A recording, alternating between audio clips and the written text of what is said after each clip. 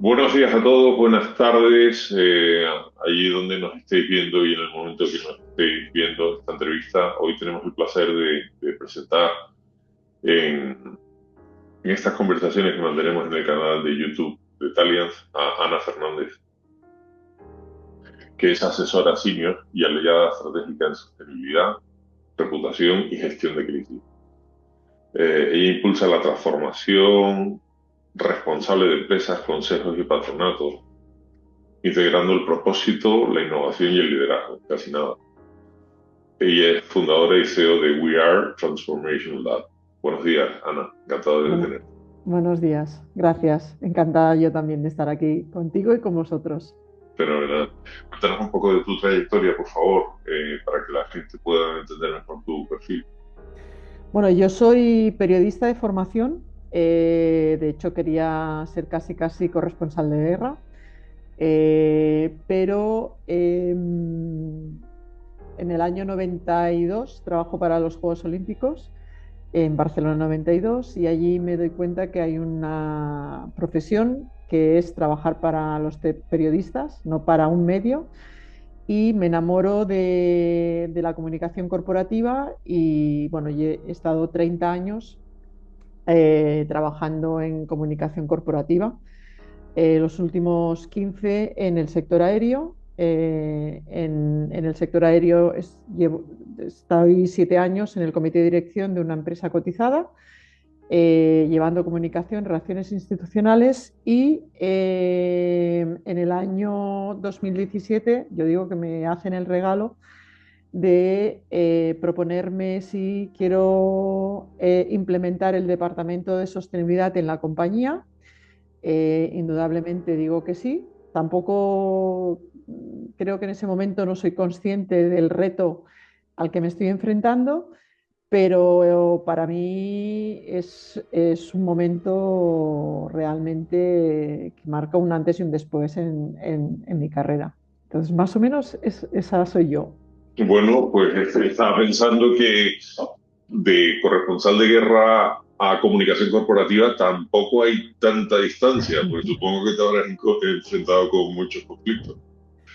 Bueno, a ver, yo vengo del sector aéreo, vengo de trabajar 15 años en Vueling, en una compañía low cost, y por lo tanto, digamos que sí, vengo de gestionar muchas cosas, pero dejarme que diga un tema, y es que las crisis unen muchísimo. O sea, yo tengo la sensación cuando pienso en situaciones complejas que hemos vivido, desde nubes volcánicas al COVID o cualquier cosa que se os pueda pasar por la cabeza, eh, la piña que se hace con los equipos para poder salir de esa situación, y no solamente con tu equipo, sino pues en nuestro caso con operaciones, con atención al cliente, con marketing. Es una experiencia muy especial, sinceramente, ¿eh? Muy bien. Oye, entrando un poco en materia, Ana, mucha gente tiene más o menos claro lo que es la sostenibilidad, pero creo que abundan definiciones muy variopintas acerca de lo que significa y el concepto en sí mismo. ¿Qué es para ti la sostenibilidad? ¿Cómo la definirías? En el fondo, para mí la sostenibilidad es una palanca de transformación y de innovación para las empresas. Yo siempre digo que cuando tengo una primera reunión con alguien un poco escéptico, vamos a decirlo así, lo primero que le digo es que para mí la sostenibilidad no es un tema, cuando lo enmarcamos dentro de una empresa, no es un tema ideológico. Tengo un eslogan que digo: creo en las empresas, creo en la sostenibilidad y creo en las personas, y este orden es para mí muy importante mantenerlo. Y si vemos un poco las cosas que nos están pasando, pues al final para mí hay una serie de elementos, como puede ser el cambio climático, que son ya, no es un tema de percepción, son situaciones reales, y por lo tanto las empresas tienen que, en base a todos los datos que existen en el mercado, ver cómo les puede llegar a afectar según qué situaciones y empezar a tomar decisiones en base a esos temas, ¿no? Por lo tanto, sí, luego podemos hablar del mundo de las regulaciones, podemos hablar de las leyes que nos obligan, de economía circular o temas de energía o que consideremos, pero para mí, desde luego, es utilizar datos reales de cosas que ya están pasando a día de hoy, cómo pueden llegar a afectar a mi empresa y a partir de ahí tomar decisiones en el corto, medio y largo plazo. Claro, tú te habrás encontrado muchas veces con esto que las empresas o que en el management se llama el greenwashing, ¿no? ¿En qué medida hay que incorporar la sostenibilidad para que efectivamente sea una palanca de transformación? ¿Cómo se hace? Mira, he estado trabajando para un hospital en Barcelona, bastante, o sea, bastante importante. Entonces, uno de los, estuvimos analizando diferentes situaciones en las que se están enfrentando, ¿no? Ellos tenían un residuo, ¿vale? El por spam, que ellos ya habían detectado que podría ser un recurso para otras industrias, las mismas eh, proveedores que les estaban suministrando según qué productos en este material, pues estaban dispuestos a comprar este material. Por lo tanto, lo que antes era un residuo se convierte en un ingreso, seguramente no en la misma proporción que el coste que tiene ese producto, pero también desde otra perspectiva, tú estás pagando unos impuestos sobre residuos, en este caso en el Ayuntamiento de Barcelona. Si ese residuo deja de ser residuo, al final reduces los impuestos que estás pagando. Entonces, lo que te quiero decir es que hay que revisar muchas cosas porque igual cosas que no te estás dando cuenta, que pueden ser súper interesantes de aplicar dentro de las políticas de tu empresa, se pueden convertir en elementos, bueno, incluso de, pues ya no solamente de ingresos, de control de costes, y de eficiencias en los procesos operativos que igual no te has planteado hasta ese momento, ¿no? Entendido, entendido. En conversaciones previas tú me has confirmado que tu visión es que cualquier transformación tiene como base o como punto de partida las personas. ¿Cómo podrías desarrollar esta idea, por favor? Bueno, a ver, yo creo que estamos en un mundo en el que indudablemente hay mucha tecnología, que se supone que la tecnología nos tiene que ayudar en muchos momentos y seguramente no, está comprobado que nos ayuda, pero al final no podemos dejar de lado a las personas. ¿Por qué? Porque al final, si solo estamos pensando en la implementación de la tecnología como un elemento de eficiencia y al final esa eficiencia nos lleva a que una serie de personas pues, no estén involucradas en esos circuitos de producción, de consumo y todo este tipo de cosas, al final, claro, incluso como empresa piensas, bueno, si yo soy súper eficiente, pero luego no hay personas que tengan capacidad económica para comprar mi producto, o sea, ¿hacia dónde va esa eficiencia? ¿Me explico? No. Entonces, está muy bien implementar la tecnología, está muy bien que nos ayude y luego ya no te digo desde una perspectiva más de, en estos momentos que también se habla mucho de que la inteligencia artificial, pues, por ejemplo, puede llegar a redactar, en mi caso, informes o notas de prensa o lo que tú consideres, ¿no? Pero seguramente si detrás de esa nota de prensa, de ese informe, no hay una persona que tenga criterio, que tenga experiencia, que sepa de alguna manera establecer, quizás vamos a empezar a tener situaciones en las que se estén tomando decisiones en base a una información que sea errónea, porque al final también sabemos que la tecnología a veces lo que hace es constantemente compartir información que nadie le ha validado si es buena o es mala. Claro, claro que sí. Eh, en tu rol como asesora en sostenibilidad, reputación y gestión de crisis, ¿cómo enfocas tu trabajo? ¿Cómo definirías ese rol que tienes actualmente?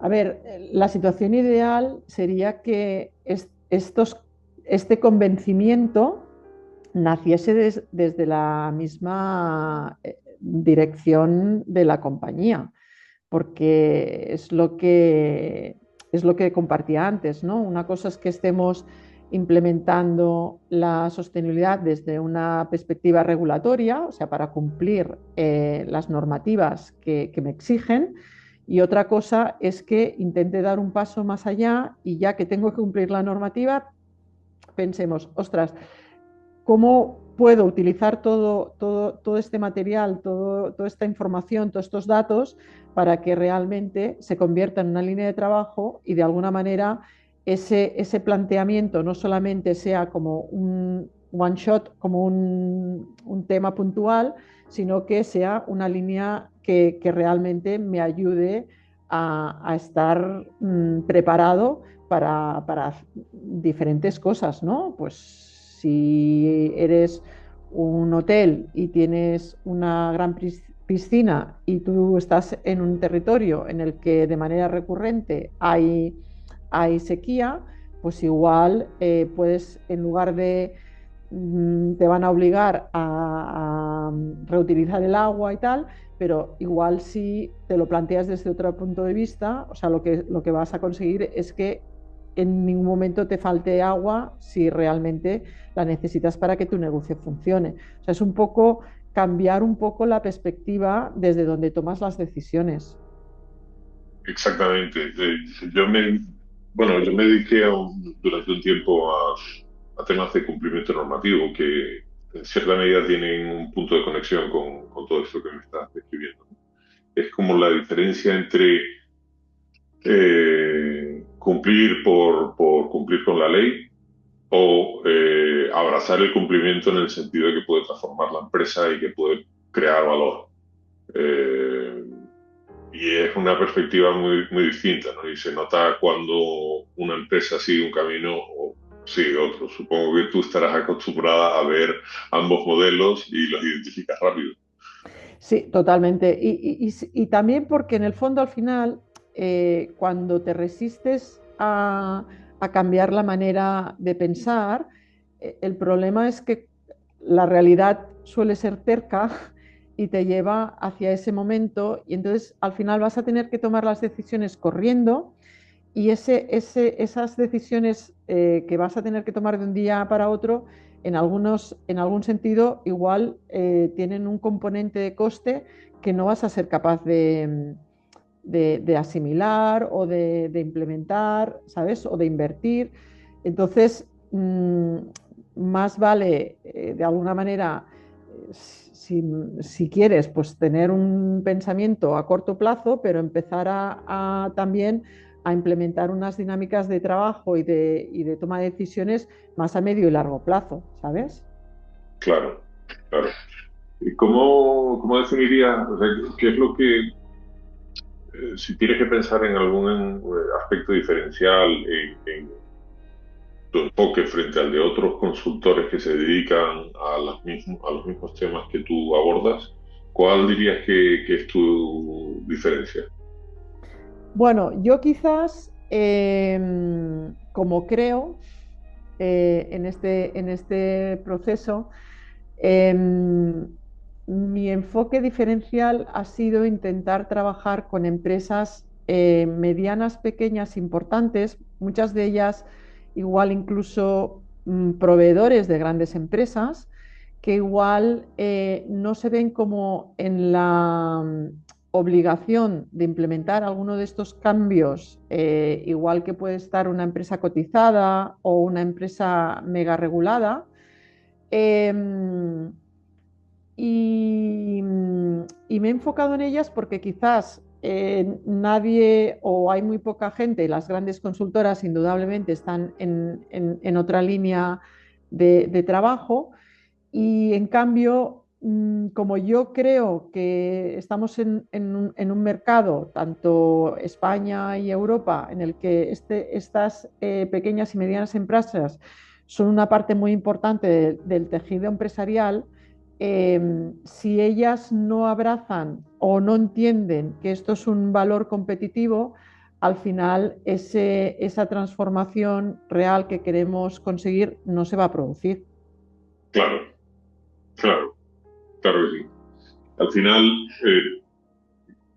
lo típico es que las grandes empresas pues siguen la regulación de forma muy directa y muchas empresas medianas o pequeñas no se ven tan compelidas por esas regulaciones o no tienen una aplicabilidad tan directa y muchas no encuentran el motivo por el cual abrazar este tipo de política. Correcto.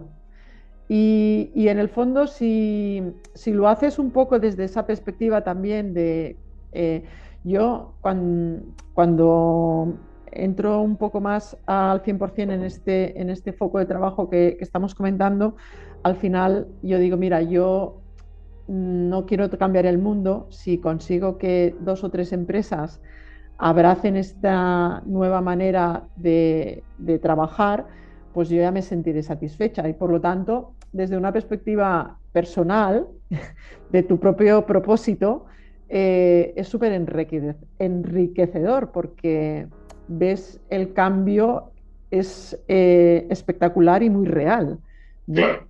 Claro, claro que sí. Háblame, por favor, de esa otra faceta de tu perfil y de tu experiencia que me parece apasionante. ¿Cómo se prepara una empresa para una crisis? ¿Cuál debería ser el enfoque que tiene una empresa para gestionar proactivamente la crisis que puede ir sufriendo en el futuro? Pues es muy sencillo, hablando de ello, hablando de los riesgos. O sea, yo digo que la mejor gestión de crisis es la que no pasa. Entonces, cuando tú de alguna manera te sientas, o sea, yo he escrito varios manuales de crisis, ¿no? Entonces, en el fondo, al final, un manual de crisis lo que sí que te lleva al equipo que está vinculado, normalmente siempre suele ser el equipo directivo, a hablar de los posibles riesgos. Y eso, indudablemente, seguramente o sea, no te lleva a tenerlo todo 100% controlado, porque siempre la realidad te sorprende, pero de alguna manera te hace más resiliente, mentalmente mucho más preparado para afrontar una situación de estas características. Por lo tanto, yo diría, el primer paso, indudablemente, hablar de ello, y el segundo paso es, el manual sirve para cohesionar a los equipos. Claro, lo que pasa es que, a ver, esto de la gestión de riesgos, a mí siempre me ha parecido que el más grave, que el más difícil, que el más complicado de atajar o de abordar o de gestionar es el riesgo desconocido, ¿no? Y creo que lo vimos muy claramente en la pandemia, porque las empresas no habían considerado la posibilidad de que hubiese una pandemia mundial. No sé cuántas empresas del mundo eh, tenían en sus planes de riesgos una avería mundial de ese calibre. O sea, cómo uno se enfrenta a lo desconocido? Pero mira, fíjate, en mi caso, trabajando en la aviación en el año 2018, nosotros tuvimos que gestionar una situación de huelgas del espacio aéreo francés muy compleja. Estuvimos todos los fines de semana desde marzo hasta junio con huelgas de controladores aéreos de diferente calibre, nacionales, en Marsella, con un impacto muy importante en una aerolínea que tiene su base principal en el aeropuerto de Barcelona. eh, Muchas de las cosas que implementamos, porque imagínate, marzo, abril, mayo y junio, 4 meses, fue muy, muy complejo. Pues cuando nos sentamos con los equipos para hablar de cómo gestionar esa situación de la pandemia, absolutamente, sobre todo en el primer periodo, que no sabíamos cuánto iba a durar, muchas de las decisiones que habíamos tomado para la huelga de controladores en Francia, de alguna manera nos sirvió para desarrollar herramientas tecnológicas que luego aplicamos en ese sentido. Por lo tanto, sí, o sea, yo siempre digo que yo llegué en febrero del 2010, en abril del 2010 empezó la nube volcánica y pensábamos que la nube volcánica y duró varios meses. Cuando llegó a... Aquella, perdona, aquella de Islandia, ¿verdad? Que un Sí, volcán que no voy no a ser... era... Nada, no No te lo pido, soy... ¿eh? Sí, no soy capaz de decir el nombre del volcán, lo siento. Pero fíjate, luego en diciembre de ese mismo año, 2010, se cierra el espacio aéreo español por la huelga Declarada. no declarada como huelga de los controladores aéreos españoles. Yo creo que si no hubiéramos tenido el aprendizaje de la nube volcánica, no sé si hubiéramos sido capaces de gestionar esa situación. Mm, Puente largo, 6 de diciembre, eh, ya, o sea, yo solo te voy a decir que cuando yo llego al aeropuerto, que era más o menos las 7 de la tarde, yo llamo al equipo de atención al cliente que ya estaba en marcha, pero les digo, o sea, aquí en el aeropuerto empezar a mandar gente porque no sé cómo vamos a gestionar esto. O sea, esa imagen no se me olvida. Ya. Eh, ¿cómo, ¿Cómo describirías las señales que indican que una empresa o una organización no está preparada para gestionar una crisis? Cuando se ponen nerviosos porque alguien en redes sociales cuelga un post eh, y no les gusta. Así directamente, ¿no? Sí, es que al final esto también es otra de las cosas que tenemos que aprender. O sea, en redes sociales, independientemente de las fake news o no fake news y tal, tenemos que entender que hay muchísimas personas y seguramente son personas ya, ya no son ni bots que se dedican a este tipo de cosas. ¿Por qué? No lo sé, pero vamos, yo lo tengo comprobadísimo. O sea, Ya, ya. Eh, y en el sentido contrario, ¿cómo describirías a una cultura corporativa resiliente, preparada para la crisis y capaz de gestionar? cuando precisamente todo el mundo, o sea, internamente sabe que las crisis se gestionan en equipo. O sea, cuando el director de operaciones en el aeropuerto, lo primero que hace cuando está en una situación de estas características, indudablemente, es llamar al director de operaciones, luego llama a la responsable de atención al cliente y la tercera llamada es a la directora de comunicación con total normalidad y con total tranquilidad. Tú ya ves que al final eso de mejor o peor manera va a funcionar. Ya, ya, muy bien. Para todos los que nos estén viendo, hay que decir que Ana Fernández, además de ser experta en sostenibilidad y gestión de crisis, como nos viene contando, es también autora de un libro de reciente publicación. Se busca Seniors, que creo que está disponible en Amazon y supongo que también en otras plataformas. ¿Qué te llevó a escribir este libro, Ana? ¿Y cuál fue el momento clave digamos, de la idea de producirlo y de escribirlo? Mira, varias cosas. Yo ya he dicho que soy periodista, escribo desde que tengo 17 años, es mi manera de gestionarme a mí misma. Escribir me ayuda a veces a trasladar cosas que tengo en la cabeza en un papel y eso me da espacio físico y espacio en el tiempo y me ayuda a gestionarme mejor. Cuando salgo de la compañía en febrero del 2023, indudablemente, pues te puedes imaginar que si llevo desde los 17 años también escribo, nunca con la intención de, son reflexiones que me ayudan a mí, pero sí que me sorprende, perdona, y la segunda cosa es que mi primer contrato a mí me lo hacen en Vueling en el año 2010. Yo empiezo en Barcelona, bueno, en Barcelona 92, en los Juegos Olímpicos, y luego en el año 93 es una situación un poco compleja a nivel económico. Yo todavía vivía en casa de mis padres, pero sí que es verdad que una persona que me ofrece trabajo me dice que me tengo que dar de alta de autónoma porque en ese momento no tenía capacidad de contratarme y yo necesitaba hacer currículum.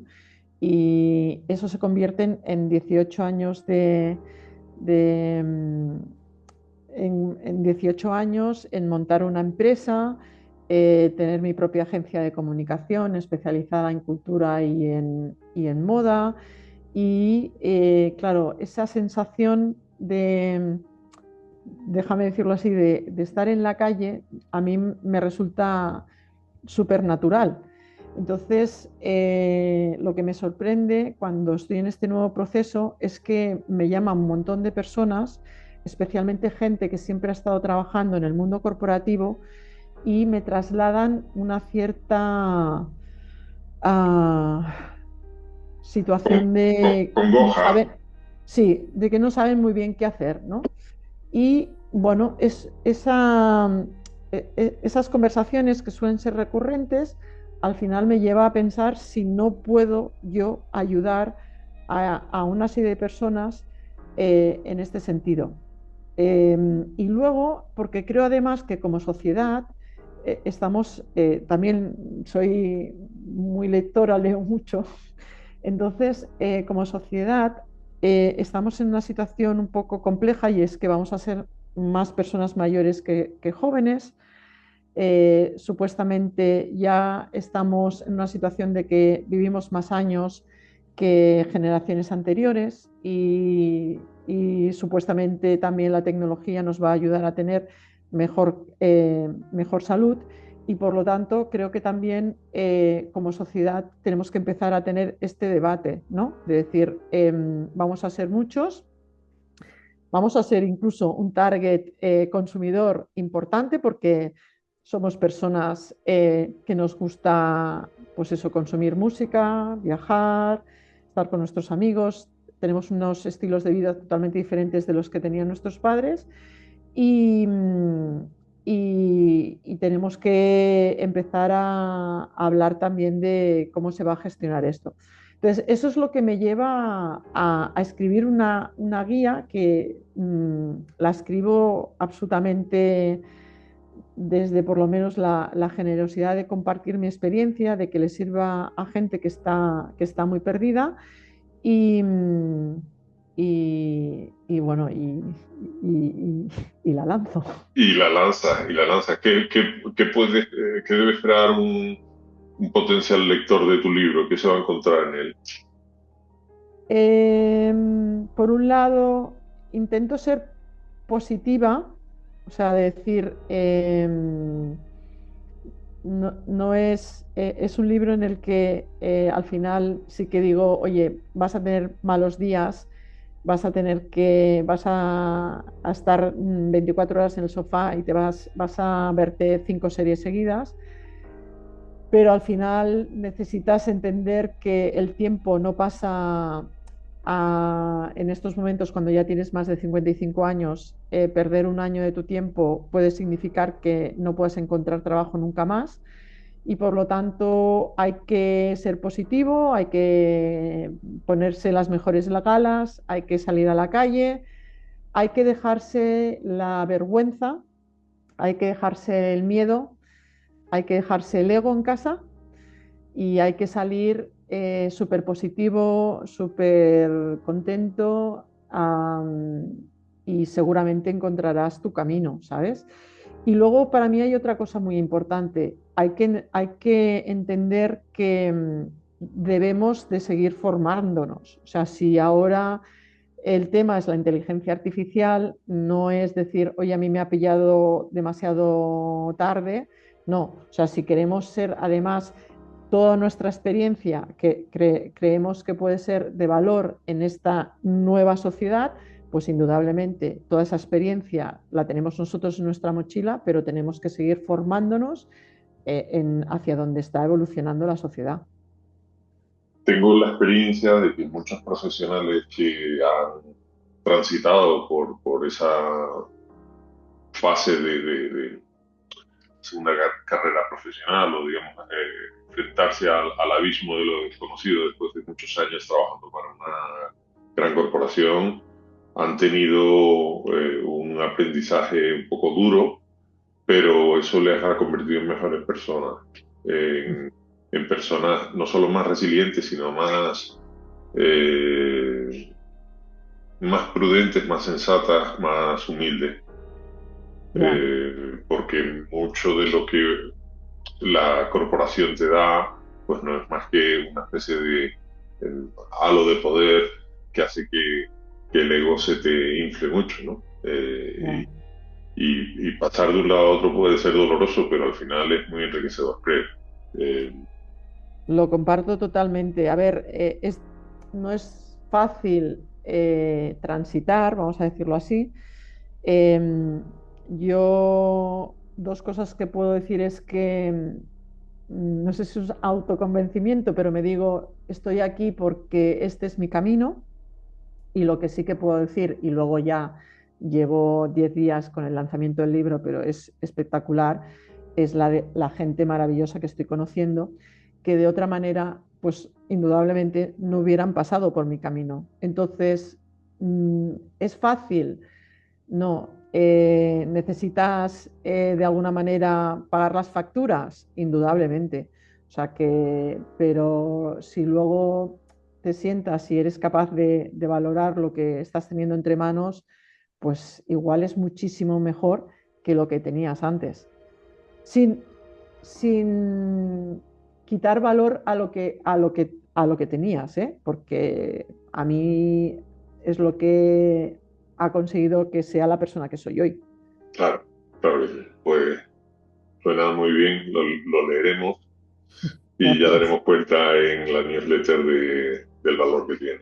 Ana, ha sido un placer tenerte. Muchísimas gracias por tu conversación. Ha sido un gusto escucharte y hasta la próxima.